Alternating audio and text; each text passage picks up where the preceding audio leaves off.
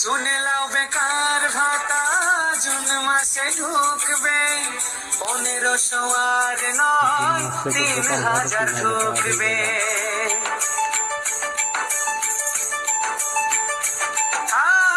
শুনে লাও বেকার ভাতা জুন মাসে ঢুকবে 1500 আর নয় 3000 ঢুকবে।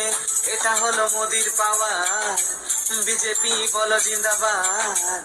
এটা হলো মোদির পাওয়ার, বিজেপি বলো জিন্দাবাদ।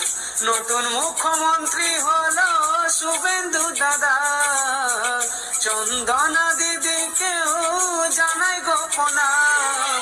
বেকার ভাতা পাবো গো 3000 টাকা, বেকার ভাতা এবার দিবে শুভেন্দু দাদা। ভাই ভিডিওটাকে অবশ্যই শেয়ার করো।